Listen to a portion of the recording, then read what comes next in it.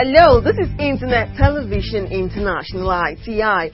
Here's what's making news in our national dailies today, August 18, 2010. I am Rachel Owa. The major news in our national dailies is that an instant rebuttal came from the presidency last night to a foreign media report that President Goodluck Jonathan had dumped his ambition to remain in Aso Rock for a second term. Presidential spokesman Imani Boro in a statement said the president has not made a final decision on whether or not to participate in next year's presidential elections. The headlines in some of our papers goes this way. Guardian newspaper: Jonathan denies dropping presidential ambition. Daily Trust: confusion over Jonathan's candidacy. Daily Independent: 2011, no decision yet, says Jonathan. Punch: 2011, Jonathan will declare after Ramadan presidency. And this day, 2011, at last, Jonathan to declare in September. Still in politics, Punch newspaper has the story: 2011, police threat to credible elections in Nigeria, HRW.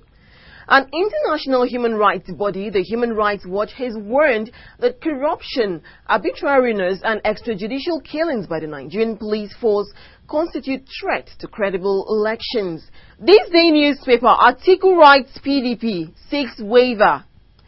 Former Vice President Atiku has written to the People's Democratic Party (PDP) asking that he be granted a waiver to contest the party's primaries for the 2011 presidential election.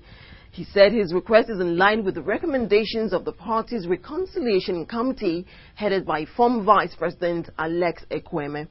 The story from Daily Independent is anxiety in Jos over plot to impeach Jang Speaker.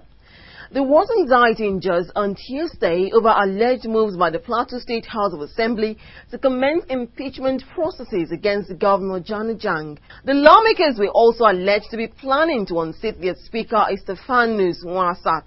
To other news now, Vanguard newspaper has the story: multiple auto accidents. Jonathan orders investigation. President Goodluck Jonathan has ordered an investigation into the multiple accidents which led to the death of many commuters in Lagos last Sunday. Meanwhile, Next newspaper says the state government, that is Lagos state government, is still silent on the tragedy. From Next newspaper: federal civil servants pass competency test. The results of the reset of the competency test organized for the federal civil servants have shown that only 1 in every 10 federal civil servants between the grade levels 14 to 16 is incompetent. From Vanguard newspaper comes the story: Okigbo report, we can't prosecute IBB, says federal government. Attorney General of the Federation, Mr. Muhammad Adoke, yesterday said he could not prosecute former military President General Ibrahim Babangida because there was no white paper on the Okigbo report. From the same paper, 227 die in Borno, Bauchi cholera attacks. That toll in the cholera epidemic, which swept through Maiduguri and Bauchi like a hurricane 2 weeks ago, has now risen to more than 147. About 1,368 others have been hospitalized. Daily Trust newspaper: commercial drivers to get digital ID card. All commercial drivers in the country will be registered and given digital identity cards to prevent ill-experienced people from driving. From the same paper, third batch of repentant militants begins training in Obubra. The paper reports that the post-amnesty camp for transformational training on non-violence, skills acquisition and counseling program has opened in Obubra, Cross River State, for the third batch of repentant militants. Punch newspaper: mother, Nigerians stage protest march in Johannesburg. Nigerians in Johannesburg, South Africa, on Tuesday staged a 90-minute protest march across the city to protest the killing of one of them and to demand better treatment from the police. We move over to business now. Guardian newspaper tells us that presidency orders review of subsidy on electricity tariffs. The federal government has directed the Nigerian Electricity Regulatory Commission (NEC) to review the multi-year tariff order (MYTO) subsidy on power and come up with an acceptable framework for its implementation. Vice President Namadi Sambo told the Presidential Action Committee on Power at the Presidential Villa Abuja yesterday that they need to work out modalities to separately report on all issues relating to power generation, transmission and distribution had become imperative. From Vanguard newspaper, federal government tax ECOWAS countries on reverse engineering adaptive technology.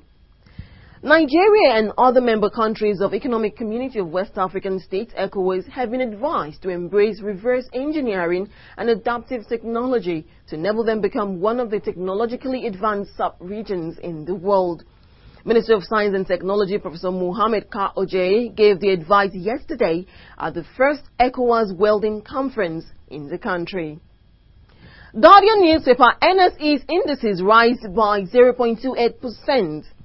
Transactions on the floor of the Nigerian Stock Exchange, NSE, continued in an upbeat on the second trading day of the week, as most stocks recorded price appreciation, causing the all-share index to rise further by 0.28%. From Daily Trust newspaper, federal government seeks extension of $120 million World Bank grant. Federal government on Tuesday said it has sought for additional one-year extension to the $120 million mining development grant from the World Bank. If the government is successful, the grant period, which is due to expire 2012, would now be extended to 2013. And in sports, Daily Trust newspaper has a story: basketball, the Tigers excel in FIBA Africa qualifiers. Nigeria topped the Zone 3 Afro Basket qualifiers in Lomé, the Togolese capital, on Monday night, with their second win over Cote d'Ivoire to finish with 5 wins from 6 matches. From the Nation newspaper, Eguavon lands Nigeria on the 23 job. Super Eagles acting coach Augustine Eguavon has accepted the offer to coach Nigeria on the 23 team.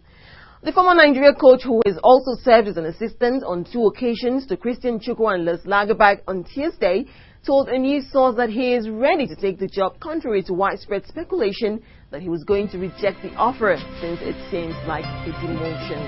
That's it in this edition of Headlines Nigeria. I am Rachel Owa. Thanks for logging on.